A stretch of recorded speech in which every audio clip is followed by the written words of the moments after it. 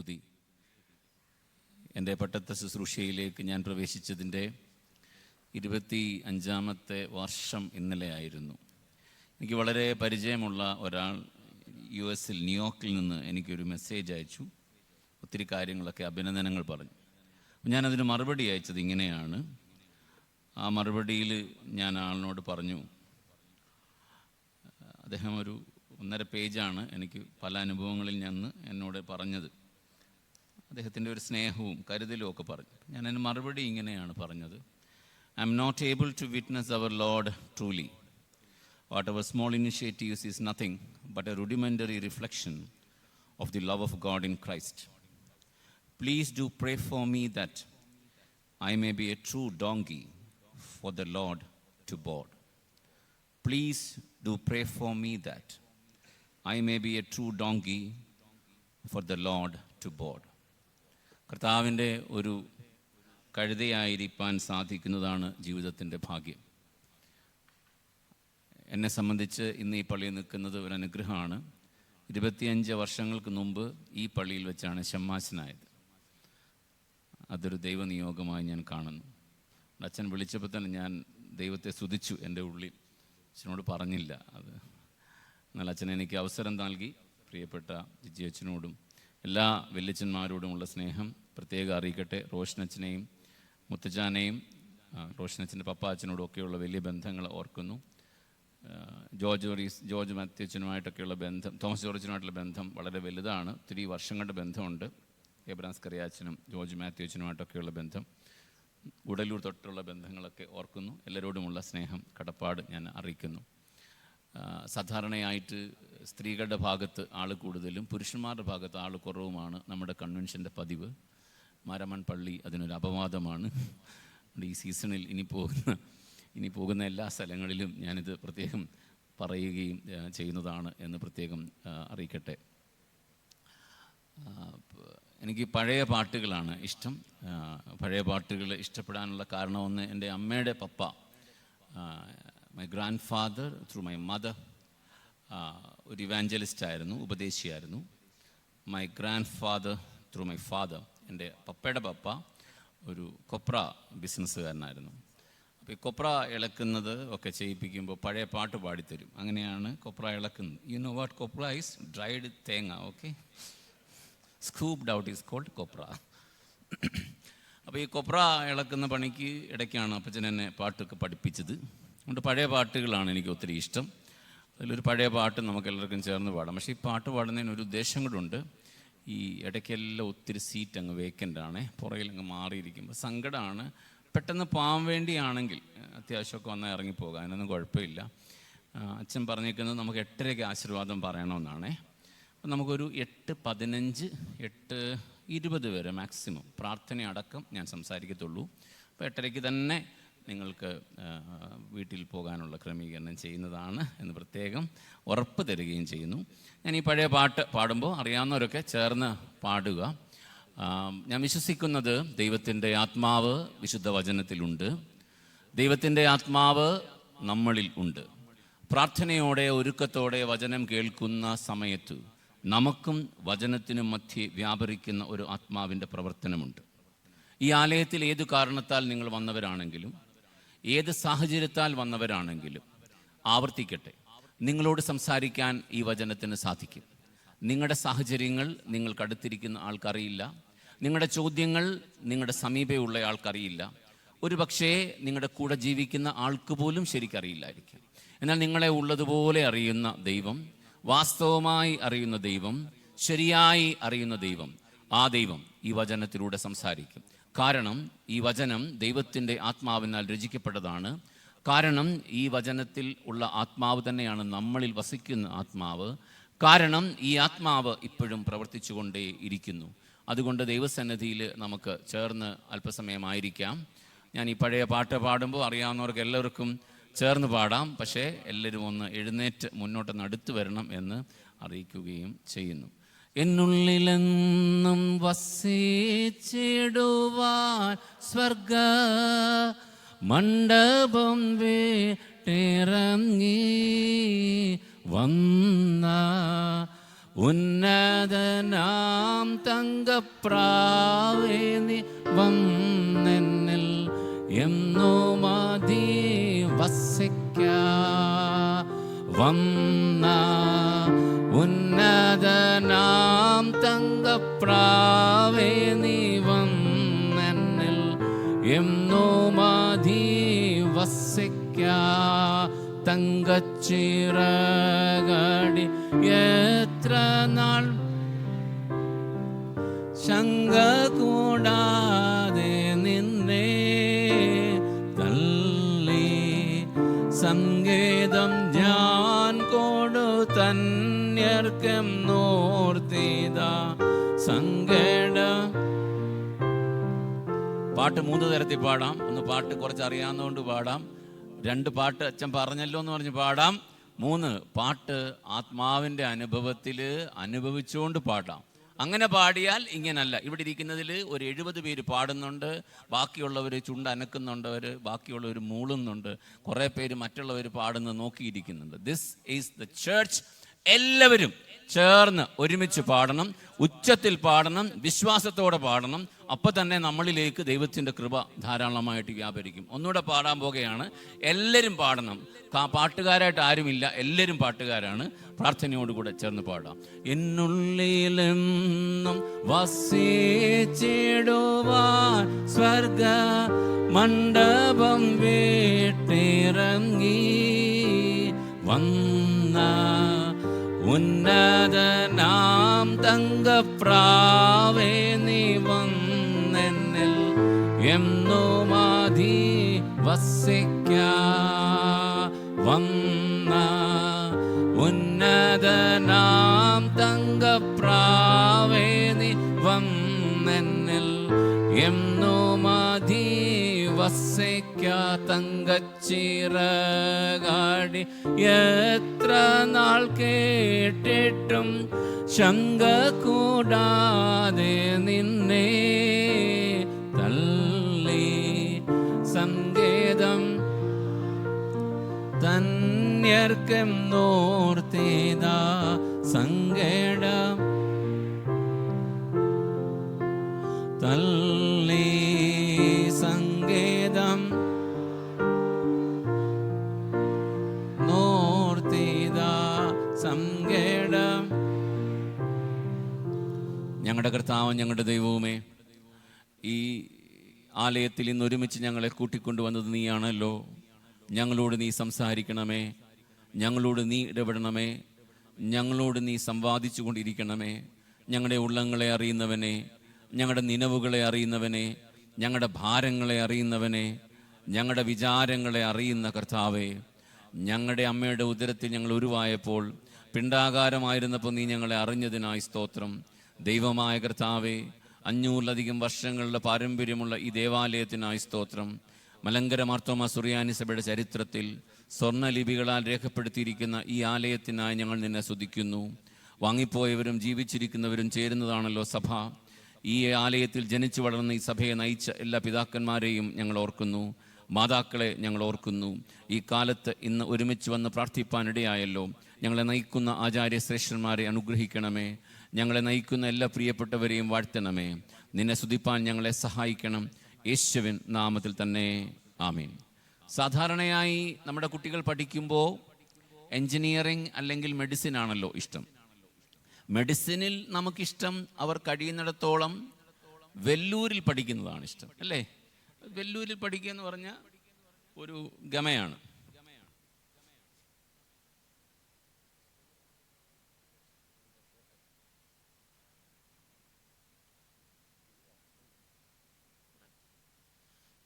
ഞാൻ വിചാരിച്ചു പാമ്പാണ്. റൈറ്റ്, സാരമില്ല, താങ്ക് യു. കടന്നൽ നന്നായിട്ട് ഇവിടെ ഉണ്ട്, അതുകൊണ്ടാണ് ഈ വെട്ടം അടിക്കുമ്പം കടന്നൽ കയറി വരുന്നത്. It's okay. അപ്പോൾ വെല്ലൂരിൽ പഠിക്കുന്ന ഒരു ഗമയാണ്.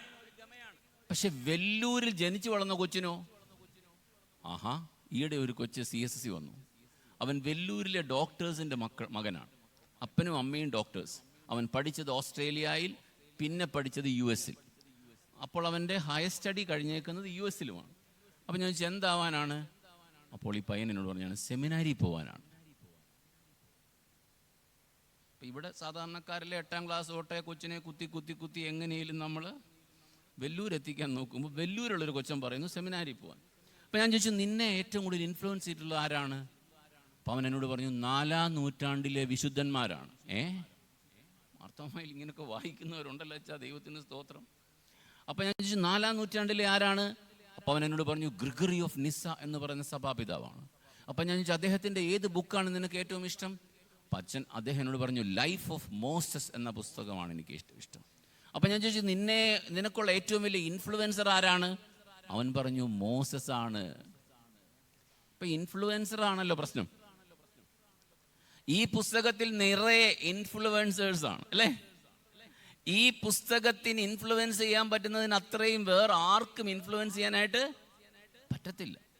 അതുകൊണ്ട് ഈ പ്രസംഗം ആ കൊച്ചിന് ഡെഡിക്കേറ്റ് ചെയ്യുവാണ്. ഇങ്ങനെയാണ് ഇപ്പം ഡെഡിക്കേഷൻ വേണം. അനുഗ്രഹിക്കപ്പെട്ട ആ കുഞ്ഞിനെ ഓർത്ത് ഞാൻ ദൈവത്തെ സ്തുതിക്കുന്നു. മോശയെക്കുറിച്ചാണ് ഇന്നത്തെ പ്രസംഗം. മോശയെക്കുറിച്ച് പ്രസംഗിക്കാൻ 2 പോസിബിലിറ്റി ഉണ്ട്. ഒന്ന്, പുറപ്പാട് പുസ്തകത്തിൽ നമുക്ക് പ്രസംഗിക്കാം, അല്ലെങ്കിൽ ലേവ്യ ആവർത്തന പുസ്തകത്തിൽ നിന്ന് പ്രസംഗിക്കാം. പുതിയ നിയമത്തിൽ എവിടെയാണ് മോശയെക്കുറിച്ച് പറഞ്ഞേക്കുന്നത്? പുതിയ നിയമത്തിൽ എബ്രായ ലേഖനത്തിലാണ് ഏറ്റവും മനോഹരമാണ്. ധാരാളം പറയുന്നുണ്ട് ചെറുതായിട്ടൊക്കെ. So in the new testament, maybe if you want to study about Moses, there are 2 possibilities. One through Deuteronomy and Exodus. Second is through the New Testament, and it is through the Hebrews. എബ്രായർക്ക് എഴുതിയ ലേഖനത്തിലൂടെ. അപ്പോൾ എല്ലാവരും ഒന്ന് എടുത്താട്ടെ പുസ്തകം. എനിക്കൊത്തിരി സന്തോഷമുണ്ട്. കുഞ്ഞുങ്ങൾ നോട്ട്ബുക്കുമായിട്ടൊക്കെ ഇരിക്കുന്നു. Very good. Hebrews, എബ്രായർ എടുത്തോ? കിട്ടിയോ? Very good. എല്ലാവരുടെയും കയ്യിലുണ്ട് കേട്ടോ. ഹീബ്രൂസ് കണ്ടുപിടിച്ചോ? ഇൻഡെക്സ് നോക്കുന്ന ഒരു പാപമൊന്നുമല്ല, സഭയായിട്ട് അങ്ങനെ പറഞ്ഞിട്ടില്ല.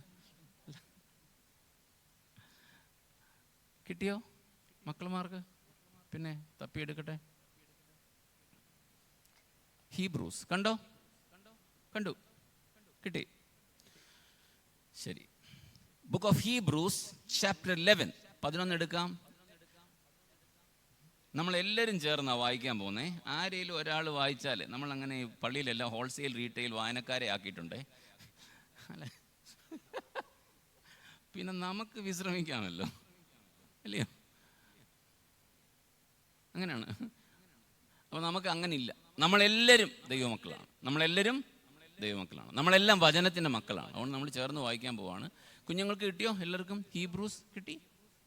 You got it? Very good.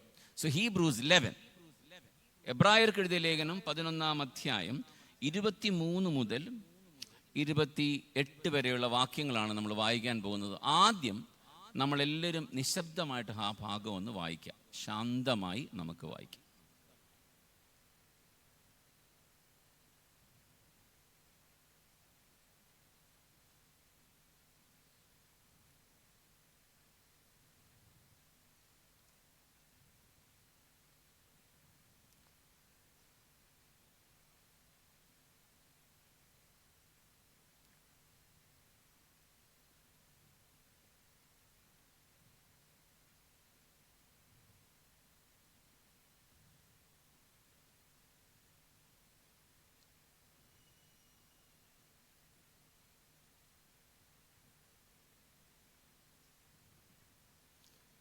നമുക്കെല്ലാവർക്കും ചേർന്ന് വായിക്കാം. ഉച്ചത്തിൽ വായിക്കാം. You can read in English or in Malayalam.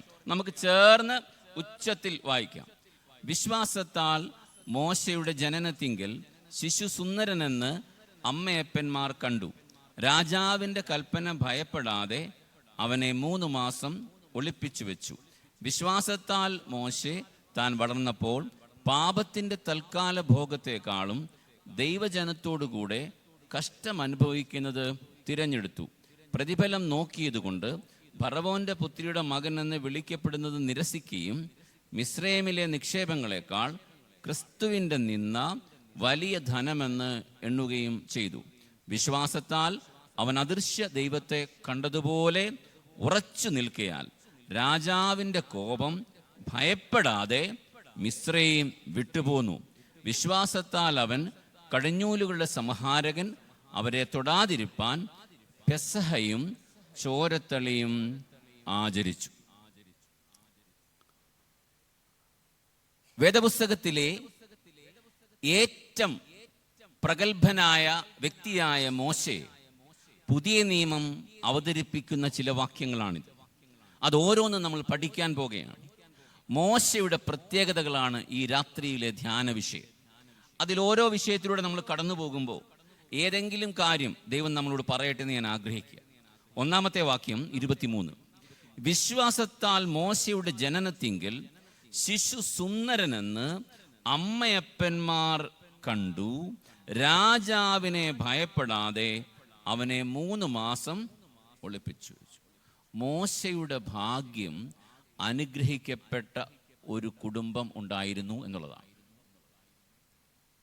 മോശയുടെ ഭാഗ്യം അനുഗ്രഹിക്കപ്പെട്ട ഒരു കുടുംബം ഉണ്ടായിരുന്നു. അതൊരു ബ്ലെസ്സിങ് ആണ്, അല്ലേ? It is not easy. അമേരിക്കയെ നിങ്ങൾക്ക് എല്ലാവർക്കും അറിയാം. അമേരിക്കയിൽ ഇപ്പോൾ 40% ഉള്ളൂ പ്രോപ്പർ മാരേജ്. സ്വിറ്റ്സർലൻഡിലാണ് ഞാൻ 5 വർഷം താമസിച്ചത്. സ്വിറ്റ്സർലൻഡിൽ 80% ആൾക്കാരും കല്യാണം കഴിക്കുന്നില്ല. കല്യാണം കഴിച്ചാൽ അതിൽ 80% സസ്റ്റെയിൻ ചെയ്യുന്നുമില്ല. അപ്പോൾ ഒരു അനുഗ്രഹിക്കപ്പെട്ട മാതാപിതാക്കൾ എന്ന് പറഞ്ഞാൽ അത് വലിയൊരു ശുശ്രൂഷയാണ്, ഒരു അഭിഷേകമാണ്. അതുകൊണ്ട് നമ്മൾ ആരും പറയരുത് ഞങ്ങളുടെ അമ്മച്ചിക്കൊന്നും വലിയ പഠിത്തവും വിവരമൊന്നും ഇല്ലായിരുന്നു, ഞങ്ങൾ പിള്ളേർ 12 വളർത്തി, പിന്നെ 6 പശുവിനെ വളർത്തി, അത്രയേ ഉള്ളെന്ന്. അവരെന്ന് പറഞ്ഞാൽ ഇവിടുത്തെ യൂണിവേഴ്സിറ്റി പ്രൊഫസറെക്കാട്ടിൽ വിവരം ഉള്ളവരാണ്. We have done a huge damage by looking at the normal job of parenting and devaluing it because it was not in cash production. നേരിട്ട് പണം ഉൽപ്പാദിപ്പിക്കുന്നില്ല ഒറ്റ കാരണത്താൽ അവർ ചെയ്ത വലിയ ശുശ്രൂഷകളെ നമ്മൾ ഇല്ലായ്മ ചെയ്തു കളഞ്ഞിട്ടുണ്ട്. തിരിച്ചു വരട്ടെ, മോശയുടെ അനുഗ്രഹം, അനുഗ്രഹിക്കപ്പെട്ട ഒരു പേരന്റിങ് അവന് ലഭിച്ചു. ഇനി അവരുടെ എന്താണ് പ്രത്യേകതകൾ? 1, അവര് ഈ കൊച്ചിനെ സുന്ദരൻ എന്ന് കണ്ടു. പലപ്പോഴും മലയാളം വാക്കിനോ ഇംഗ്ലീഷ് വാക്കിനോ ഒറിജിനൽ ഹീബ്രു ട്രാൻസ്ലേറ്റ് ചെയ്യാൻ പറ്റത്തില്ല. അതെന്താന്ന് ചോദിച്ചാൽ, ഭാഷ പഠിക്കുമ്പോൾ നമുക്കറിയാം ഒറിജിനൽ ലാംഗ്വേജ് കൃത്യമായി ട്രാൻസ്ലേറ്റ് ചെയ്യാൻ പറ്റത്തില്ല. ഉദാഹരണം പറയാം. നിങ്ങൾക്ക് എല്ലാവർക്കും മലയാളം ഇംഗ്ലീഷ് ഒരുപോലെ അറിയാവുന്നവരാണ്. കുറേ നാളായിട്ട് ഒരു വാക്കിൻ്റെ കൃത്യം ഇംഗ്ലീഷ് ഞാൻ തപ്പിക്കൊണ്ടിരിക്കുകയാണ്. പലയിടത്തും ഞാൻ ചോദിച്ചിട്ടുണ്ട്, കിട്ടിയിട്ടില്ല. ഇപ്പോൾ കിട്ടുവാണെങ്കിൽ എനിക്ക് സന്തോഷം. ഒരു വാക്കിൻ്റെ ഇംഗ്ലീഷാണ്, എനിക്ക് കൃത്യമായിട്ട് ഇതുവരെ അറിയില്ല, എങ്കിലും ഒന്ന് ചോദിക്കുകയാണ്. അടുത്ത് വരെയൊക്കെ കിട്ടും, കൃത്യം കിട്ടിയിട്ടില്ല. വാക്കിതാണ് ഇതി കർത്തവ്യഥാമൂഢൻ. ഈ വാക്കിൻ്റെ കറക്റ്റ് മലയാളം നിങ്ങൾക്ക് അടുത്ത് വരെയൊക്കെ പറയാൻ പറ്റും. കാരണം പിന്നെ എനിക്കൊരു പ്രൊഫസർ പറഞ്ഞു തന്നു, അച്ചോ നടക്കത്തില്ല, ചില വാക്ക് അബ്സല്യൂട്ട്ലി ട്രാൻസ്ലേറ്റ് ചെയ്യാൻ പറ്റത്തില്ല. ഉദാഹരണം പറഞ്ഞാൽ, സുന്ദരൻ എന്ന് കൊടുത്തിരിക്കുന്ന സ്ഥലത്ത് ബ്യൂട്ടിഫുൾ എന്ന് പറഞ്ഞിരിക്കുന്ന കൊടുക്കുന്ന സ്ഥലത്തെ ഒറിജിനൽ ഗ്രീക്ക് വാക്കിന്റെ അർത്ഥം ഇതല്ല. ഇതിന്റെ അർത്ഥം അഭിഷേകമുള്ള പൈതൽ എന്നാണ്. The parents were spiritual enough to know that the child is anointed. എന്റെ പൈതലിന് ഒരഭിഷേകം ഉണ്ടെന്ന് തിരിച്ചറിയുന്ന ഉൾക്കണ്ണുള്ള അപ്പനും അമ്മയും ഉണ്ടായിരുന്നു. നമ്മൾക്കിപ്പോഴും മറ്റേതാണല്ലോ വിഷയം. അതുകൊണ്ടാണല്ലോ ഈ കൊച്ചു പറന്നു കഴിഞ്ഞാൽ ഒരു അടിയുണ്ട്. കണ്ടിട്ടുണ്ടോ? എൻ്റെ കർത്താവേ, ഞങ്ങൾക്കൊരു കുഞ്ഞുണ്ടായി. ഇവിടെ പൊയ്യാനിൽ ഹോസ്പിറ്റലായിരുന്നേ ഞങ്ങളുടെ ആദ്യത്തെ മോളുണ്ടായത്. അപ്പം ഡോക്ടർ പ്രമീള എന്നാണ് എൻ്റെ ഓർമ്മ. ആന്നു അപ്പോൾ ഡോക്ടർ പ്രമീള സിസേറിയൻ അല്ല, നോർമലാന്നൊക്കെ ഞങ്ങൾ കേട്ടു. അപ്പോൾ അങ്ങനെ എക്സ്പേർട്ടാണെന്ന് അറിഞ്ഞു. എന്തായാലും ദൈവത്തിൻ്റെ കരുണയാ, സിസേറിയനും നോർമലും ഒക്കെ അത് വേറെ വിഷയം. എന്തായാലും ഡോക്ടർ പ്രമീള ആയിരുന്നു ഹെൽപ്പ് ചെയ്ത്. വളരെ നല്ല അനുഭവമായിരുന്നു. അതിനൊക്കെ ദൈവത്തെ സ്തുതിക്കുന്നു. അപ്പോൾ കുഞ്ഞുണ്ടായി. ഞാൻ വന്നു. ഉച്ച കഴിഞ്ഞ് ഞങ്ങളുടെ വീട്ടുകാരെല്ലാം കാണാൻ വന്നേ. നിങ്ങൾക്ക് എന്തൊരു താല്പര്യം ഇത് കേൾക്കാൻ. അപ്പം ഞങ്ങളുടെ വീട്ടുകാരെല്ലാം വന്നിട്ട് പറയുകയാണേ, എടി അമ്മച്ചിയുടെ മൂക്ക് തന്നെ പറിച്ചു വെച്ചേക്കുക. ഓക്കെ, ഞങ്ങളുടെ വീട്ടുകാരെല്ലാം കൂടെ കൊച്ചിൻ്റെ മൂക്കും കണ്ണും ചെള്ളയെല്ലാം വീതം വെച്ചു. ഒരു 2 മണിക്കൂർ കഴിഞ്ഞപ്പോൾ മിനിയുടെ വീട്ടുകാർ വന്നു. എൻ്റെ വൈഫിൻ്റെ പേര് മിനി എന്ന്. മിനിയുടെ വീട്ടുകാർ വന്നു. ഇതെല്ലാം അവരും വീതം വെച്ചു. ഞാൻ മിനിയോട് പറഞ്ഞു, ഖബറാന മത്, ഡോണ്ട് വറി, ഈ കൊച്ചിൽ ഇതെല്ലാം ഉണ്ട്, എന്നാൽ ഇതൊന്നും അല്ലാത്തതും ഉണ്ട്. ഈ കുഞ്ഞിൻ്റെ എക്സ്റ്റേണൽ അപ്പിയറൻസിലല്ല, അത് വളരെ ഡിസെപ്റ്റീവാണ്. ഈ കുഞ്ഞിൽ ദൈവത്തിൻ്റെ ഒരു അഭിഷേകമുണ്ട്. ഓരോ അപ്പനും അമ്മയും പ്രാർത്ഥിക്കേണ്ടത് എൻ്റെ പൈതലിൻ്റെ ഉള്ളിൽ അഭിഷേകമുണ്ടെന്ന തിരിച്ചറിവ് ലഭിക്കാൻ വേണ്ടിയാണ്. നിങ്ങളുടെ മക്കൾ ഏത് രാജ്യത്താണെന്നുള്ളത് വിഷയമേ അല്ല. ഏത് രാജ്യത്താ സന്തോഷം? നമുക്ക് എല്ലാ രാജ്യത്തും പോയി വളിച്ചിരിക്കുന്നവരെ കാണാം. എല്ലാ രാജ്യത്തും സങ്കടപ്പെടുന്നവരുണ്ട്. അത് ന്യൂസിലൻഡിലുണ്ട്, ഓസ്ട്രേലിയയിലുണ്ട്, എവിടെ പോയാലും സങ്കടപ്പെട്ടിരിക്കുന്നവരെ കാണാം. ഏത് രാജ്യത്ത് പോയാലും പോയില്ലെങ്കിലും സന്തോഷത്തോടെ ജീവിക്കുന്നവരെയും കാണാം. അപ്പോൾ ഈ പേരൻസിന്റെ ഏറ്റവും വലിയ ഗുണം, അവരിൽ ദൈവത്തിന്റെ കൃപയുള്ളതിനാൽ അവരുടെ കുഞ്ഞിനോടുള്ള അവരുടെ പ്രാഥമിക ബന്ധം ആത്മീകമായിരുന്നു. ശ്രദ്ധിക്കണേ, മക്കളോട് കുടുംബത്തിന് ഉണ്ടാകേണ്ട ബന്ധം ആത്മീകമായിരിക്കണം. മക്കളോടുള്ളത് ബ്ലഡ് റിലേഷൻ അല്ല, സ്പിരിച്വൽ റിലേഷൻ ആണ്. അങ്ങനാണെങ്കിൽ മാത്രമേ നിങ്ങൾക്ക് കമാൻഡ് ഉണ്ടാവത്തുള്ളൂ. നമ്മുടെ പ്രശ്നം, നമ്മുടെ വാശിക്ക് അളിയൻ്റെ മോൻ അത്രയുമായി, നീ ഇനി എന്തോ ചെയ്യാനാ? അതാണല്ലോ വല്ലവരുടെയും കല്യാണത്തിന് പോയി വരുമ്പോഴില്ലേ നമ്മുടെ കാറിനകത്ത് വഴക്ക്. നിങ്ങൾ എന്നോട് ക്ഷമിക്കും, മോനെ ഇത് ലൈവ് പോകുന്നുണ്ടോ? ഇല്ല, ചോദിച്ചേച്ചേ വിടാവേ, കാരണം വല്ലാത്ത കാലമായി. ഏതേലും എവിടുന്നേലും കട്ട് ചെയ്തേച്ച് അങ്ങോട്ട്, പിന്നെ അതിൻ്റെ കൂടെ വേറെ പ്രാങ്കെല്ലാം കൂടി ഇട്ട് കഴിഞ്ഞാൽ ഞാൻ അതിൻ്റെ പുറകെ പോകേണ്ടി വരും. ഇതൊരു കുടുംബത്തിൽ സംസാരിക്കുന്ന പോലെ അങ്ങ് പറയുകയാണ്. ചില ഉദാഹരണങ്ങളൊക്കെ ഒരു ഉണ്ടല്ലോ, ഒരു ഇൻ്ററാക്ഷനിൽ മാത്രമേ പറയാൻ പറ്റത്തുള്ളേ. നമ്മളറിയാതെ നമുക്കെല്ലാവർക്കും നമ്മുടേതാണ് ഈ കുഞ്ഞെന്ന തെറ്റിദ്ധാരണയിൽ നമ്മൾ ഈ കൊച്ചിനെ ഓൺ ചെയ്യാൻ ശ്രമിക്കുമ്പോൾ, ഈ കുഞ്ഞിനെ ഈ ലോകത്തിലേക്ക് തന്ന ദൈവത്തെയും ഈ പൈതലിനെ ഈ ലോകത്തേക്ക് നൽകിയ ദൈവിക ഉദ്ദേശത്തെയും ഈ കുഞ്ഞിലുള്ളതായ ദൈവിക കൃപയെയും കാണാൻ പറ്റാതാവും. The child may complete your wish, but during that process, child become inefficient to work for the will of God. എനിക്കറിയാവുന്ന ഒരു ഡോക്ടർ കപ്പിളിൽ ഭയങ്കര വഴക്കായി തീർന്നു. എന്നെ കാണാം. അപ്പോൾ ഈ പയ്യൻ്റെ വീട്ടിലെല്ലാം ഡോക്ടേഴ്സാണ്. അപ്പോൾ ഈ പയ്യനാണെങ്കിൽ മെക്കാനിക്കൽ എഞ്ചിനീയർ ആവണം. ഇവർ വഴക്ക് പറഞ്ഞ് ഇവനെയും ഡോക്ടറാക്കി. അവനൊരു സ്പെഷ്യലിസ്റ്റായി, പല്ലിൻ്റെ ഒരു ഡോക്ടർ. അപ്പോൾ ഇവൻ അതിനകത്ത് അങ്ങ് ഫെയിലാവുക. അപ്പോൾ അവൻ എന്നോട് പറഞ്ഞു, എൻ്റെ അച്ഛാ, എനിക്ക് ഈ പല്ലെല്ലാം കാണുമ്പോൾ നട്ടും ബോൾട്ടും ഒക്കെയാണ് തോന്നുന്നത്. See, for your pride, you kill the child's innocence. അതുകൊണ്ട് ഇവൻ്റെ അനുഗ്രഹം എന്ന് പറയുന്നത് കുഞ്ഞിൻ്റെ അഭിഷേകം തിരിച്ചറിയാൻ കെൽപ്പുള്ള മാതാപിതാക്കൾ. ഇവിടെ അപ്പുറത്ത് ചെറുകര എന്ന് പറയുന്ന സ്ഥലത്ത് ഒരു സാധാരണ അമ്മയ്ക്ക് കുഞ്ഞിൻ്റെ അഭിഷേകം അറിഞ്ഞതുകൊണ്ടുണ്ടായതാണ് യൂഹാനോൻ മാർത്തോമ. ഇവിടുന്ന് കുറച്ചപ്പുറത്തോട്ട് മാറിയാൽ ഇടയാറുമുളയിൽ ഒരു കുഞ്ഞിൻ്റെ അഭിഷേകം അറിയുന്ന ഒരപ്പനും അമ്മയും ഉണ്ടായിരുന്നു. അവർക്കുണ്ടായ പൈതലാണ് സാധു കൊച്ചുഞ്ഞുപദേശി. ഇതൊക്കെ ഇവിടൊക്കെ ഉണ്ടല്ലോ. എൻ്റെയും നിങ്ങളുടെയും ജീവിതത്തിൽ മക്കളും കൊച്ചുമക്കളും ജനിക്കുമ്പോൾ ഈ കുഞ്ഞുങ്ങളുടെ അഭിഷേകം അറിയാൻ സാധിക്കണം. 2, ഈ മാതാപിതാക്കളുടെ രണ്ടാമത്തെ പ്രത്യേകത വേഗം പറയുകയാണ്. അവർ രാജാവിൻ്റെ കൽപ്പനയെ ഭയപ്പെടാതെ ദൈവത്തിൻ്റെ കൽപ്പനയെ ഭയപ്പെട്ടവരാണ്. ലോകത്തിൻ്റെ കൽപ്പനയല്ല, ദൈവത്തിൻ്റെ കൽപ്പനയാണ് അവർക്ക് പ്രധാനം. നോക്കി, അവിടെ ഇല്ലാത്ത ഒന്നും ഞാൻ പറയുന്നില്ല, കണ്ടോ? അവർ രാജാവിൻ്റെ കൽപ്പന. അതുകൊണ്ടാണ് പിന്നീട് മോശയ്ക്ക് അത് പറ്റുന്നത്. ദയവേത് നിങ്ങൾ ശ്രദ്ധിക്കണേ. There is a huge connection between verse 23 and 28. ശരിക്കും പഠിച്ചാൽ മതി. 23, 28 തമ്മിൽ വലിയ ബന്ധമുണ്ട്.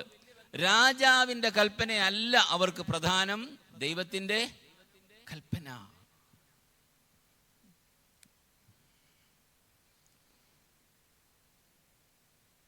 പല സ്ഥലങ്ങളിലൊക്കെ പോകുമ്പോൾ അനുഗ്രഹിക്കപ്പെട്ട മാർത്തോമക്കാരെ കാണാറുണ്ട്. വലിയ സന്തോഷമാണ്, വലിയ സന്തോഷം. ഞങ്ങൾ ഡൽഹിയിൽ ശുശ്രൂഷ ചെയ്യുമ്പോൾ റിബേക്ക എന്ന പേരിലൊരു മോളുണ്ടായിരുന്നു. അവൾ 10th 12th എക്സാംസ് ഒക്കെ എഴുതുന്ന സമയമാണ്. അപ്പോൾ ഡൽഹിയിലൊക്കെ പൊതുവെ പിള്ളേരെല്ലാം ഈ ഞായറാഴ്ച അങ്ങ് ട്യൂഷന് പോകും. ട്യൂഷൻ സാറന്മാർക്ക് അങ്ങനെയും കൂടെ ഒരു കഴിവുണ്ട്, ഞായറാഴ്ച കൊണ്ട് ട്യൂഷൻ വെക്കും. അപ്പോൾ ഈ പിള്ളേർ ഞായറാഴ്ച പോയേ പറ്റൂ എന്നുള്ള അവസ്ഥ വരും. അപ്പോൾ പിന്നെ അതൊരു വല്ലാത്തൊരു സിറ്റുവേഷനാണ്. അപ്പം നമുക്കങ്ങനെ കയറി പെട്ടെന്നൊന്നും പറഞ്ഞാൽ ചിലപ്പോൾ അതൊരു വിഷമമാവും, സങ്കടമാണ് പറയുന്നത്, കുഞ്ഞുങ്ങൾക്ക് ടെൻഷൻ. എനിവേ ഈ റിബേക്ക മാത്രം പോകത്തില്ല. റിബേക്ക എല്ലാ ഞായറാഴ്ചയും പള്ളിയിലുണ്ട്. അപ്പോൾ റിബേക്കയുടെ ടീച്ചർ പറഞ്ഞു നിന്റെ ഗ്രേഡിനെ ബാധിക്കും. അപ്പോൾ റിബേക്ക ടീച്ചറിനോട് പറഞ്ഞു my first responsibility is to my creator, then to my teacher. കേട്ടോ കേട്ടോ കേൾക്കണം. My first responsibility is to my creator, then to my teacher. അതുകൊണ്ട് എല്ലാ ഞായറാഴ്ചയും പള്ളിയിൽ വരുന്നത്, ചിലപ്പോൾ ഞങ്ങളുടെ പ്രസംഗം മോശമായിരിക്കാം, ചിലപ്പം കുർബാന ശരിയായിരിക്കാം, ചിലപ്പോൾ അവിടുത്തെ ഉണ്ണുണ്ണിച്ചാൻ ചോദിക്കുമായിരിക്കാം നിനക്കെന്തോ പണിയില്ലയോടാന്ന്. അതിനൊന്നും അല്ല പള്ളി വരുന്നത്. നിങ്ങൾ അങ്ങനത്തെ പള്ളി, നിങ്ങളോടൊന്നും ചോദിക്കാത്തൊരു പള്ളി പോവുകയും ചെയ്യരുത്. അല്ല, സത്യമായിട്ട് ഞങ്ങളുടെ പള്ളിയിലൊക്കെ ആണെങ്കിലുണ്ടല്ലോ എത്ര അപ്പച്ചന്മാരുണ്ടെന്ന് ഞെരുട് തരുന്നേ. അവർ ഈ ഞെരുടുന്നതിനകത്ത് എക്സ്പേർട്സ് ആയിരുന്നേ. ഞാൻ പണ്ടൊരു പ്രാവശ്യം ഞങ്ങളുടെ എലന്തൂർ പള്ളിയിലെ പുതിയ ഫാൻ വന്നേ. അപ്പോൾ ഫാനയിൽ എഴുതിയിട്ടുണ്ട് പുതിയത്തെ അച്ചാൻ്റെ പേര്. ഞാനതിങ്ങനെ നോക്കി നിൽക്കുവാണേ. അപ്പം എനിക്കൊരു ഞെരുട്. അപ്പോൾ കണ്ണിൽ കൂടെ വെള്ളം എടുക്കുന്നു. കാവനാട്ടെ ജോർച്ചാനാണേ, ഞങ്ങളുടെ അപ്പച്ചൻ്റെ ക്ലോസ് ഫ്രണ്ടാണേ. എന്നോട് പറഞ്ഞു ഇവിടെ നോക്കാനെന്നോടാ, മധുബായി നോക്കി നിൽക്കടാ, ഫാനെ നോക്കിയാന്നോടാ നിൽക്കുന്നതെന്ന്. അപ്പോൾ നമുക്ക് സങ്കടമായി. പള്ളി കഴിഞ്ഞിട്ട് ഞാൻ ചെന്ന് അപ്പച്ചനോട് പറഞ്ഞു അപ്പച്ചൻ്റെ കൂട്ടുകാരൻ എന്നെ ഞെരുടി. അപ്പച്ചൻ ചോദിച്ചു എന്തിനാടാ ഞെരുടിയത്? അതെനിക്കറിയത്തില്ല, അപ്പച്ചൻ പോയി ചോദിക്കും. നമ്മളങ്ങനെയാണല്ലോ, നമ്മുടെ കുഴപ്പം പറയത്തില്ലല്ലോ, അല്ലേ? അല്ലയോ? നമ്മൾ ഭയങ്കര ബുദ്ധിയുള്ളവർ. നമ്മൾ എവിടൊക്കെ നമ്മൾ ഉടക്കുണ്ടാക്കിയോ അതങ്ങ് ഒതുക്കി വെച്ചേച്ച് മറ്റവൻ പറഞ്ഞത് അതാ. അന്നേരം അപ്പച്ചൻ പോയി ചോദിച്ചു. അന്നേരം ജോർജ് എന്നാ പറ്റി? അപ്പോൾ അപ്പച്ചൻ എന്തോ പറഞ്ഞു കൊടുത്തു. നീ ഇങ്ങ് വാടാന്ന് പറഞ്ഞ് എന്നെ വിളിച്ചു. എനിക്ക് 2 കിഴുക്ക്. ഞാൻ വീട്ടിൽ പോയി ഞങ്ങളുടെ അമ്മയോട് പരാതി പറഞ്ഞേ. അപ്പോൾ അമ്മ 2 അടിയും കൂടെ തന്നു. സന്തോഷമായി. അതുകൊണ്ടാണ് ഇങ്ങനെ ഇവിടെ നിൽക്കുന്നത്. അല്ലാതെ കൊച്ചിലേ തൊട്ടേ മോന് ഫീലിംഗ് ഉണ്ടോ ഇല്ലെങ്കിൽ ടേക്ക് 1 അടി and go. The more cozy the children are, the less courageous the children will become. ക്ഷമിക്കണം കേട്ടോ, ഇനി വിളിക്കണ്ട. അപ്പൊ രാജാവിനെ ഭയപ്പെടാതെ റിബേക്ക പറഞ്ഞു teacher, my first responsibility is to the creator and second is to the teacher. നിങ്ങൾ കേൾക്കണോ? ഈ കൊച്ച് ഡൽഹിയിലെ സെക്കൻഡ് ടോപ്പായി CBSEക്ക്. BSc ഫിസിക്സ് സെന്റ് Stephen's College Delhi, MSc physics Calcutta IISER, and PhD from university Notre Dame France, post doc from there. 5 വർഷം ഇവിടെ വന്നിട്ട് ഒരു ജോലിയും കിട്ടിയില്ല. കാരണം ഇവിടെ ഈ റിസർവേഷൻ എല്ലാം കൂടെ കഴിയുമ്പോഴത്തേക്ക് ജോലി കിട്ടാൻ പാടാണല്ലോ. 5 വർഷം കഴിഞ്ഞപ്പോൾ അവിടെ കൊച്ചു വിളിച്ചു, അവിടെ ടീച്ചർ വിളിച്ചു, വാട്ട് ഈസ് എ ന്യൂസ്? അവർ പറഞ്ഞു ന്യൂസ് ഒന്നുമില്ല, ഞാനിവിടെ ഇരിക്കുകയാണ്. Come back over night. 2.5 ആഴ്ച കൊണ്ട് വിസ കൊടുത്ത് തിരിച്ച് പാരീസിൽ പോയി. ഇപ്പോൾ പാരീസിൽ കൺസൾട്ടൻ്റ് ആയിട്ട് വർക്ക് ചെയ്യുകയാണ്. When you prioritize creator will set everything for you. ഇതറിയാവുന്ന മോശയുടെ പേരൻസ് പറഞ്ഞു ഞങ്ങൾക്കിത് വിഷയമേ അല്ല, രാജാവല്ല വിഷയം. നമ്മളാണ് എങ്ങനെയും രാജാവിൻ്റെ കൂടെ ഒരു സെൽഫി എടുത്തേച്ച് അതങ്ങ് ഫോട്ടോയും വെച്ച് കയറി വരുന്ന കൂതാശയുടെ ഫ്രണ്ടിൽ ആ ഫോട്ടോ കാണത്ത്. ഞങ്ങളുടെ പിള്ളേരുടെ ഇടയ്ക്ക് ഒരു സംസാരമാണേ, ബലൂണാ അച്ഛാ ബലൂണാ. ഞാൻ ഒരു കാര്യവുമില്ല, വീർത്തിരിക്കുക, തൊട്ടാ പൊട്ടുമെന്ന അർത്ഥം. പിള്ളേരുടെ ഇടയ്ക്കൊക്കെ നല്ല വാക്കുകളുണ്ട് കേട്ടോ, ഒരു കാര്യവും ഇല്ല. അപ്പോൾ ഒന്ന് അനുഗ്രഹിക്കപ്പെട്ട പേരൻസ് അവന് ലഭിച്ചു. അതുകൊണ്ട് ആ പേരൻസിന് ഈ അഭിഷേകം തിരിച്ചറിയാൻ സാധിച്ചു. നമ്മുടെ തലമുറകളിൽ, കൊച്ചുമക്കളിൽ, മക്കളിൽ ഉള്ള അഭിഷേകം തിരിച്ചറിയാൻ നമുക്ക് സാധിക്കണം. കുഞ്ഞേ, നീ ദൈവത്തിന്റെ ദാനമാണ്, നിന്നിലൊരു പദ്ധതിയുണ്ട്, നിന്നിൽ ദൈവമുണ്ടെന്ന് പറയണം. അങ്ങനെ പറഞ്ഞാൽ ഇവിടെ തലമുറകൾ മാറും. ഇന്ന വിഷയം പഠിച്ചോ ജയിച്ചോന്നുള്ള വിഷയമല്ല കേട്ടോ. ഞാൻ ഹിന്ദിക്ക് തോറ്റവനാണ്. ഒരു ചാൻസിലങ്ങ് തോറ്റു, 2ാം ചാൻസിലങ്ങ് ജയിച്ചു. ഹിന്ദിക്ക് തോറ്റതിൻ്റെ ഫലമായിട്ടായിരിക്കാം ദൈവ കൃപയാൽ കല്യാണം കഴിച്ചപ്പോൾ ഹിന്ദി PhD-കാരെ ദൈവം പഠിച്ചു. നീ പഠിച്ചോ? ഹൂ ഹേ ഹോ, പൂരാ ജിന്ദഗി മേ പഠനായി പഠേഗനാ, ബാത്തോ അലകനാ. ഇത് ഒരു വിഷയം തോറ്റു, നമ്മുടെ തുള്ളൽ കണ്ടു കഴിഞ്ഞാൽ ലോകം ഇടിഞ്ഞു പോയെന്ന്. കുഞ്ഞേ, നിന്നിലൊരു കൃപാവരമുണ്ടെന്ന് കൊച്ചുങ്ങളോട് പറയണം. 2, രാജാവിനെ ഭയപ്പെടാതെ ജീവിക്കണം. അങ്ങനെ വളർന്ന മോശയാണ് അനുഗ്രഹിക്കപ്പെട്ടവനാണ്. 2ാമത്തെ സെക്ഷൻ നമ്മൾ പഠിക്കാൻ പോകുകയാണ്. 24ാമത്തെ വാക്യം. വിശ്വാസത്താൽ മോശ താൻ വളർന്നപ്പോൾ പാപത്തിന്റെ തൽക്കാല ഭോഗത്തെക്കാൾ ദൈവജനത്തോടുകൂടെ കഷ്ടമനുഭവിച്ച് തിരഞ്ഞെടുത്തു. താൽക്കാലികമെന്ത് നിത്യമെന്തെന്ന തിരിച്ചറിവ് മോശയ്ക്കുണ്ടായി. What is temporary and what is eternal? This distinction is spirituality. അപ്പോൾ കുഞ്ഞുങ്ങളൊന്ന് പറഞ്ഞേ, വാട്ട് ഈസ് ടെമ്പറൽ? പിള്ളേർ പറയാനാ പറഞ്ഞേ, വാട്ട് ഈസ് ടെമ്പറൽ? ഓ, ശബ്ദമൊന്നുമില്ല, മാരാമൺ എന്ന പറഞ്ഞ എന്നാ കാര്യം? What is temporal and what is eternal? What is eternal? This distinction is spirituality. അപ്പോൾ എന്താണ് താൽക്കാലികം, എന്താണ് നിത്യം എന്ന തിരിച്ചറിവിന്റെ പേരാണ് ആത്മീകത. മോശ പറഞ്ഞ അതാണ്, തൽക്കാല ഭോഗത്തേക്കാൾ ക്രിസ്തുവിന്റെ നിന്ന വലിയ ധനം. മനുഷ്യനുണ്ടാകുന്ന പരിശോധന അവിടാണല്ലോ. ഈ സഭയ്ക്കുള്ള ഏറ്റവും വലിയ ഗുണം എന്താണെന്നറിയാമോ? നമ്മൾ അന്ന് കേസ് പറഞ്ഞില്ലെന്നുള്ളതാണ്. ഈ സഭ നവീകരണം ഉണ്ടായപ്പോൾ സ്വത്തിൻ്റെ പേരിൽ കേസ് പറയാൻ പോകാഞ്ഞതാണ് സഭയുടെ വിജയം. കേസ് പറയാൻ പോയായിരുന്നെങ്കിൽ ഇന്നും അവിടെ, ശരിയല്ലേ? ശരിയാണോ? ചിലരൊക്കെ റോഡിൽ നിന്ന് വഴക്കുണ്ടാക്കുന്നതെന്നാണ്ടാ നമ്മൾ സങ്കടപ്പെട്ടു. ഒരു കാര്യവും ഇല്ല, വിട്ടേച്ച് പോകാൻ പറ്റുന്ന. നിങ്ങൾ ക്ഷമിക്കണം കേട്ടോ, നമ്മുടെ ഈ വഴക്കും പയ്യാവലിയും ഒക്കെ ചെറു കാര്യത്തിന് ഒരു കാര്യമുള്ളതല്ലേ. ഞാൻ ഈയിടെ ഒരാളെ കാണാൻ പോയേ, കാലൊടിഞ്ഞ് കിടക്കുവാണേ. അപ്പോൾ എന്താണെന്ന് ചോദിച്ചാൽ, കാണാൻ ചെന്നു. അപ്പോൾ അമ്മാമ്മ നിന്ന് ചിരിക്കുവാണ് അച്ചാൻ്റെ അടുത്ത്. കാലൊടിഞ്ഞ് അച്ചാൻ്റെ അടുത്ത് നിന്ന് അമ്മാമ്മ ചിരിക്കുക. അപ്പോൾ ഞാൻ ചോദിച്ചു, എന്നാ പറ്റി? ഓ, ഒന്നും പറയണ്ട അച്ഛാ, അച്ഛൻ അങ്ങ് ചോദിച്ചു. അപ്പോൾ ഞാൻ എന്നാ പറ്റി അച്ഛാ? അച്ഛനും ചിരിച്ചു. എന്നാ പറ്റി അച്ഛാ? അച്ഛൻ അറിയാമല്ലോ എനിക്ക് ഇച്ചിരി ദേഷ്യമുണ്ടെന്ന്. ഞാൻ പറഞ്ഞാൽ അറിയാം, ഇത്ര നാളായിട്ട് മാറിയില്ലല്ലോ. അല്ല, പ്രായമാകുമ്പോൾ എന്തെങ്കിലും വ്യത്യാസം വരണം. ഞാൻ ഈയിടെ സൺഡേ സ്കൂൾ പിള്ളേരോട് ചോദിച്ചേ, പ്രായമാകുമ്പോൾ പക്വത കൂടുമോ? പിള്ളേർ പറഞ്ഞ നിർബന്ധമൊന്നുമില്ലെന്ന്. അല്ല, കൊച്ചുങ്ങളൊന്നും എഴുതി വെക്കാത്ത വലിയ കൃപ കൊണ്ടാ സാറേ. എന്തായാലും ഞാൻ ഈ അച്ഛൻ ചോദിച്ചു, എന്നാ പറ്റി അച്ഛാ? അച്ഛാ ഇച്ചിരി ദേഷ്യമുണ്ട് അച്ഛൻ അറിയാം. ഞാൻ പറഞ്ഞാൽ അറിയാം. എന്നാ പറ്റി? ഓ അച്ഛാ, കുളിക്കാൻ കയറിയത്. എന്നിട്ട് എന്നാ പറ്റി? സോപ്പ് അങ്ങ് താഴെ പോയി. എന്നിട്ട് സോപ്പിൻ്റെ തൊഴി വെച്ച് കൊടുത്തെന്ന്. ഒടിഞ്ഞു. സോപ്പെ തൊഴിക്കുന്നവൻ. ഈ താൽക്കാലിക ഭോഗങ്ങളാണ്. പണ്ടൊക്കെ ഞങ്ങളുടെ നാട്ടിൽ മുഴുവൻ അതിരുവഴക്കായിരുന്നു. എലന്തൂരൊക്കെ അച്ഛന്മാരുടെ മെയിൻ പണി അതിരുവഴക്കായിരുന്നു. അതിര് തീർക്കുക, വഴക്ക് തീർക്കാൻ പോവും. എങ്ങനെയാ അതിരുവഴക്ക് ഉണ്ടാകുന്നത്? കുഞ്ഞൂട്ടിച്ചാൻ പ്ലാവ് വെക്കും. ആരെങ്കിലും ആ പേരുള്ളവരുണ്ട് ക്ഷമിക്കണേ, എന്നെ വണ്ടിയിലങ്ങ് വിടണേ. ചിന്നക്കുട്ടിച്ചാൻ പോയി എന്നിട്ട് പ്ലാവേ വാ എന്ന് വിളിക്കും. കുറേ നാൾ വിളിച്ച് കുറച്ച് കഴിയുമ്പോൾ പ്ലാവ് ഇപ്പുറത്ത് നിൽക്കും. പ്ലാവിന് സഹിക്കാൻ പറ്റത്തില്ല, അതുപോലത്തെ വിളിയാ. അപ്പോൾ കുഞ്ഞൂട്ടിച്ചാൻ മിലിറ്ററിയില്ല, തിരിച്ചു വന്നപ്പോൾ വേണ്ട പ്ലാവ് ഇപ്പുറത്ത് നിൽക്കുന്നു. ഇപ്പം എനിക്ക് സന്തോഷമുണ്ട്, ഒരൊറ്റ പിള്ളേരും മിറ്റത്തോട്ട് പോലും ഇറങ്ങത്തേ ഇല്ല. എനിക്കങ്ങ് ദൈവം അങ്ങ് വിധിച്ചു, നീ അങ്ങ് അനുഭവിക്കണം, ക്ഷമിക്കണം കേട്ടോ. ഒറ്റ പിള്ളേരും അങ്ങോട്ട് പോലും മിറ്റത്ത് കരിയാപ്പുണ്ടോയെന്ന് പോലും അറിയത്തില്ല. ഈ താൽക്കാലിക ഭോഗം എന്താണെന്നും നിലനിൽക്കുന്നത് എന്താണെന്നുമുള്ള തിരിച്ചറിവിൻ്റെ പേരാണ് ആത്മീകത. എന്താണ് ലാഭമെന്നും എന്താണ് നഷ്ടമെന്നും. എൻ്റെ അപ്പച്ചൻ കൊപ്ര കച്ചവടമാണെന്ന് പറഞ്ഞിരുന്നല്ലോ. കുവൈറ്റ് സിറ്റിയിൽ ഞാൻ പറഞ്ഞ ഒരു കഥ വീണ്ടും പറയാൻ പോവുകയാണ്. സണ്ണിച്ചാനും അമ്മാമ്മയും ആദ്യമായിട്ട് കേൾക്കുന്ന പോലെ ഇരുന്നേക്കണം. അല്ല പിന്നെ ഞാനും അപ്പച്ചനും കൂടെ കൊപ്ര ഇങ്ങനെ എടുക്കുകയാണ്. അപ്പോൾ ഒരു 5-6 കൊപ്ര അഴുക്കാണ്. അപ്പച്ചൻ പറഞ്ഞു അതങ്ങ് മാറ്റിയിട്ടേക്കണം. ഞാൻ വിചാരിച്ചു അപ്പച്ചൻ കാശ് കൊടുത്ത് വാങ്ങിച്ചല്ലേ, കളയാൻ പാടില്ലല്ലോ. ഞാൻ പതിയെ അതുകൂടെ ചാക്കിനകത്തങ്ങ് ഇട്ടു.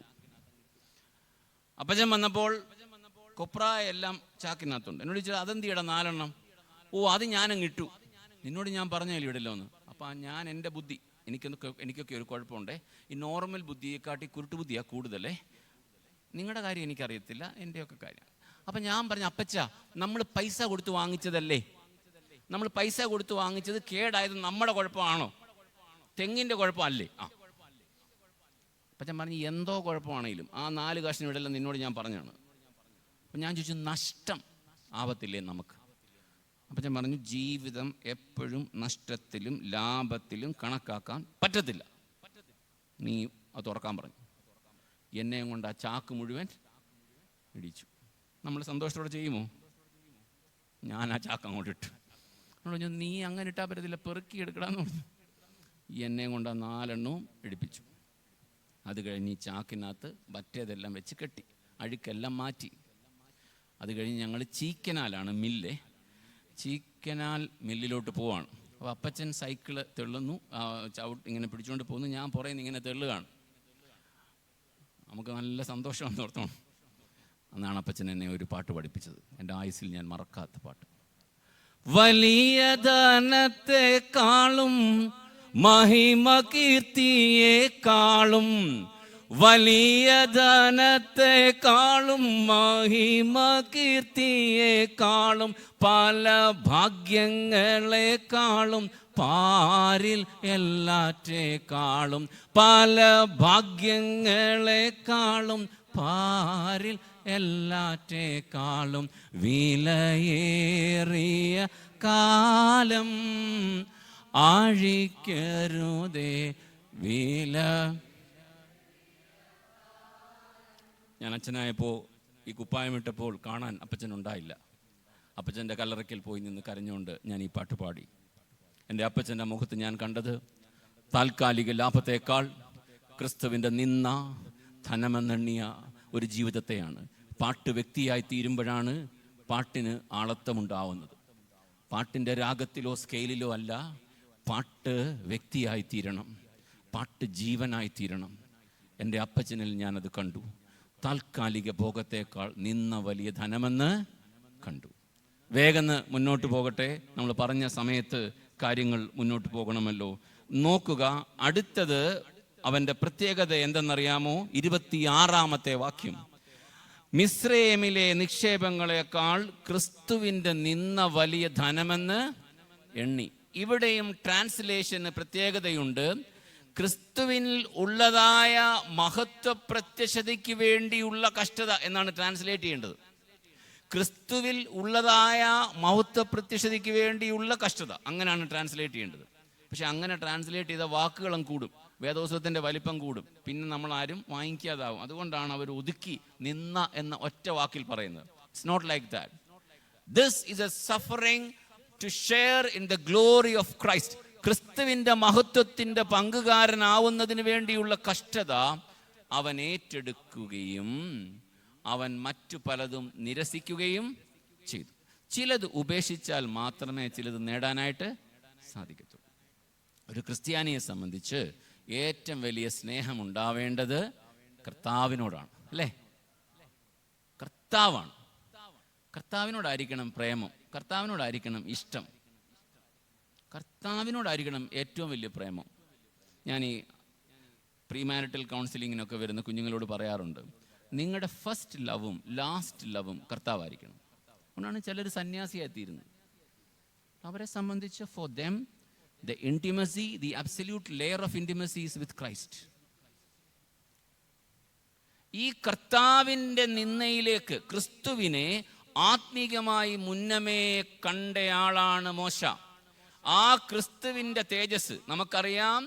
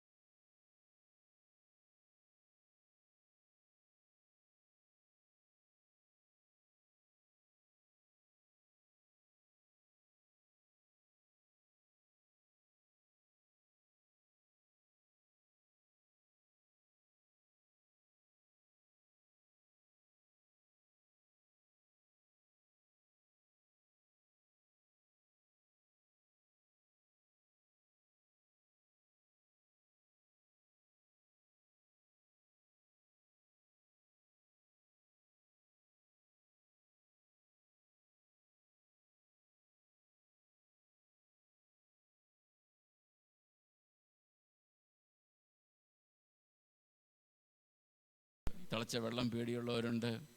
പണ്ടൊക്കെ മാസ്ക് കണ്ടാൽ പേടിയായിരുന്നേ, അതൊക്കെ മാറി. മോശയ്ക്ക് ഇങ്ങനെ ഒന്നും പേടിയില്ല. ഫറവോനെ പേടിക്കാതെ മോശ ജീവിച്ചു. ശത്രുവിനെ പേടിക്കുകയും ശത്രുവിനെ വ്യാഖ്യാനിക്കുകയും ചെയ്യുമ്പോൾ ശത്രുവിൻ്റെ വലിപ്പം വേദപുസ്തകത്തിലില്ല. ഹെരോദാവിനെ കുറിച്ചുള്ള വർണ്ണനയും ഇല്ല. ശ്രദ്ധിക്കണേ, please don't waste your time by explaining what evil is. Bible says yes, there is evil, but we have to move on. ആണോ? നമ്മൾ എന്നാലും എന്നോട് അങ്ങനെ ചെയ്തല്ലോ, എന്നാലും കുഞ്ഞമ്മാമ്മയ്ക്ക് ഇത്രയും അറിഞ്ഞോണ്ടത് പറഞ്ഞല്ലോ. അയ്യോ, ഇങ്ങനെ വെച്ചങ്ങ് തിളപ്പിക്കും ഇടയ്ക്കിടയ്ക്ക്. എനിക്ക് പണ്ട് കാലിലൊക്കെ ഇങ്ങനെ മുറിവ് വരുമായിരുന്നേ. അപ്പം ഇച്ചിരി ഉണങ്ങി കഴിയുമ്പം നമ്മളെന്തോ ചെയ്യും? ഗവേഷണ കുതുകിയായ എൻ്റെ കരഗ്രഹം കൊണ്ട് ഞാൻ അതിലേക്കൊരു ദീർഘമായ അന്വേഷണം നടത്തും. അമ്മയെ അടി വെച്ച് തരും. കാരണം മുറിവ് അങ്ങോട്ട് മാറുന്നതിന് മുമ്പേ പിന്നെ മുറിക്കും. നിനക്ക് ജീവിതത്തിൽ ചില ഫറവോന്യ അനുഭവങ്ങൾ ഉണ്ടെങ്കിൽ അതിനെ ഓർത്തിരിക്കാനല്ല, അതിനെ മറന്ന് നീ മുന്നോട്ട് പോകണം. മോശ പറയുകയാണ്, ഞാൻ അദൃശ്യനായ ദൈവത്തെ കണ്ടതുപോലെ ഉറച്ചു നിൽക്കുകയാൽ അവൻ ഫറവോന്റെ കോപം ഭയപ്പെടാൻ പോയില്ല. ദൈവത്തെ കണ്ടു എന്ന ഉറപ്പ്. അദൃശ്യനായ ദൈവം എന്നുള്ള വാക്ക് എന്തുകൊണ്ടാണ് പറയുന്നത്? നോക്കുക, കണ്ടോ, 27-ാം വാക്യത്തിൽ അങ്ങനെ കൊടുത്തിട്ടില്ലേ? എന്തുകൊണ്ട് ആ വാക്ക് അവിടെ ഉപയോഗിച്ചേ? അതിൻ്റെ കാര്യം പറയാം, അവസാനിപ്പിക്കുകയാണേ. 11-ാം അധ്യായം. വിശ്വാസം എന്താണ്? വിശ്വാസം എന്നാൽ ഞാൻ എന്താണ്? വിശ്വാസം എന്നാൽ ആശിക്കുന്നതിൻ്റെ ഉറപ്പും. Very good. ആ സൺഡേ സ്കൂൾ സാറുള്ളതുകൊണ്ട് നമ്മളിത് പറഞ്ഞല്ലേ, കൊച്ചിലെ പഠിപ്പിച്ചതാ. എന്നാൽ 11-ന്റെ 3 നോക്കി. 11-ന്റെ 3 നോക്കി. 11-ന്റെ 3, 11:3.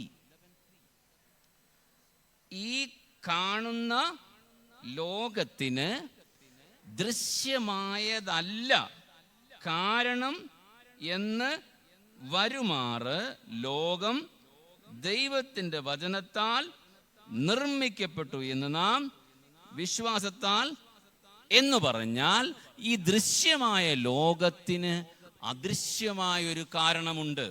ദൃശ്യമായ ലോകം ആത്യന്തികമല്ല, ഇതൊരു പെനൾട്ടിമേറ്റ് റിയാലിറ്റിയാണ്. അൾട്ടിമേറ്റ് റിയാലിറ്റി അപ്പുറത്താണ്.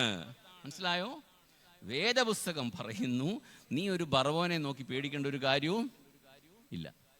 നമ്മുടെ കുഴപ്പം ഈ ബറവോന്റെ വലിപ്പമൊക്കെ കണ്ട് നമ്മൾ അവിടെ അങ്ങ് ഇരിക്കും. എൻ്റെ ഫാദർ എനിക്ക് 11 വയസ്സുള്ളപ്പോൾ അദ്ദേഹത്തിൻ്റെ 38-ാമത്തെ വയസ്സിൽ മരിച്ചു. ശവസംസ്കാര ശുശ്രൂഷയെല്ലാം കഴിഞ്ഞിട്ട് മരണം എന്താണെന്ന് അറിയാത്ത ഒരു പ്രായത്തിൽ കല്ലറയ്ക്കൽ ഞാൻ നിൽക്കുമ്പോൾ അനേകർ വന്ന് പല കാര്യങ്ങൾ പറഞ്ഞെങ്കിലും ഒരാൾ പറഞ്ഞത് ഞാൻ ഒരിക്കലും മറക്കുകയില്ല. അപ്പോൾ എന്നോട് പറഞ്ഞു, കാണപ്പെടുന്നതൊക്കെ മാറിപ്പോയാലും കാണപ്പെടാത്തൊരു ദൈവം മതിയായവനായിട്ട് കൂടെ ഉണ്ട്. തിരിഞ്ഞ് നോക്കുമ്പോൾ ഏകദേശം 39 വർഷത്തെ ജീവിത അനുഭവങ്ങൾ നോക്കുമ്പോൾ, 39 വർഷത്തെ ജീവിത യാത്രകൾ നോക്കുമ്പോൾ, 39 വർഷത്തെ ദൈവ പരിപാലനം ഓർക്കുമ്പോൾ, 39 വർഷത്തെ ദൈവ കരുണ ഓർക്കുമ്പോൾ, ദൃശ്യമായതിനേക്കാൾ അദൃശ്യമായ കൃപ വലുതായിരുന്നു.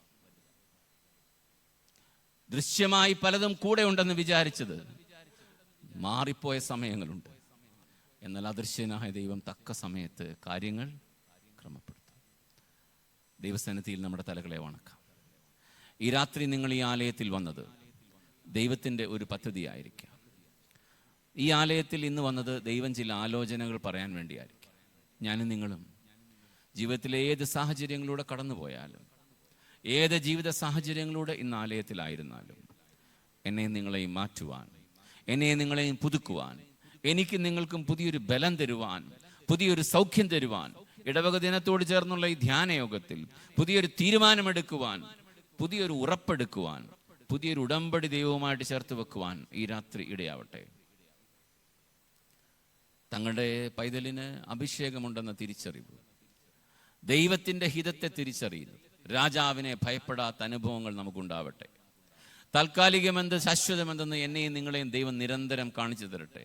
വിശുദ്ധ മാമോദീസയിൽ ഏറ്റു ചൊല്ലുന്ന പോലെ മശിഹായെ ഞാൻ സ്വീകരിക്കുന്നു, സാത്താനെ ഞാൻ ഉപേക്ഷിക്കുന്നു എന്ന് പറയുമ്പോൾ നിത്യമായതിനെ ഞാൻ സ്വീകരിക്കുന്നു, താൽക്കാലികമായതിനെ ഞാൻ ഉപേക്ഷിക്കുന്നു. നിരന്തരം പറയാൻ ദൈവം നമുക്കിടയാക്കട്ടെ. ആ തിരിച്ചറിവ് ദൈവം നമുക്ക് തരട്ടെ. ഈ രാത്രികാലം ദൈവമേ, എൻ്റെ സൗഖ്യത്തിന് കാരണമല്ലാത്തത്, എൻ്റെ ആത്മീക വളർച്ചയ്ക്ക് കാരണമല്ലാത്ത ചില ഫറവോനെ കുറിച്ചുള്ള പേടി നറേഷൻസ് എൻ്റെ ഉള്ളിലുണ്ട്. അത് ഞാനിവിടെ ഉപേക്ഷിക്കുകയാണ്. എനിക്ക് മുന്നോട്ട് പോകാൻ നീ എന്നെ ബലം തരുന്നതാണല്ലോ. ഉപേക്ഷിക്കേണ്ടതിനെ ഉപേക്ഷിച്ച് ചേർത്ത് പിടിപ്പാൻ ഞങ്ങളെ സഹായിക്കണമേ. കർത്താവിനെ ചേർത്ത് പിടിക്കാൻ ഇടയാക്കണമേ. ക്രിസ്തുവിലൂടെ ജീവിതത്തെ കാണാൻ പഠിപ്പിക്കണം. കർത്താവായ യേശു ക്രിസ്തുവിൽ രക്ഷയുണ്ട്. കർത്താവായ യേശു ക്രിസ്തുവിൽ വിടുതലുണ്ട്. കർത്താവായ യേശു ക്രിസ്തുവിൽ സമാധാനമുണ്ട്. നന്ദി നന്ദി എൻ ദൈവമേ, നന്ദി എന്നേശുപരാ. നന്ദി നന്ദി എൻ ദൈവമേ, നന്ദി എന്നേശുപരാ. എണ്ണമില്ലാതുള്ള നന്മകൾക്കും അത്ഭുതമാർന്ന നിൻ സ്നേഹത്തിനും, എണ്ണമില്ലാതുള്ള നന്മകൾക്കും അത്ഭുതമാർന്ന നിൻ സ്നേഹത്തിനും നന്ദി നന്ദി എൻ ദൈവമേ, നന്ദി എന്നേശുപരാ. നന്ദി നന്ദി എൻ ദൈവമേ, നന്ദി എന്നേശുപരാ. പാപത്താൽ മുറിവേറ്റ എന്നെ നിന്റെ പാണിയാൽ തണച്ചുവല്ലോ. പാപത്താൽ മുറിവേറ്റ എന്നെ നിന്റെ പാണിയാൽ തണച്ചുവല്ലോ. നന്ദി നന്ദി എൻ ദൈവമേ, നന്ദി എന്നേശുപരാ. നന്ദി നന്ദി എൻ ദൈവമേ.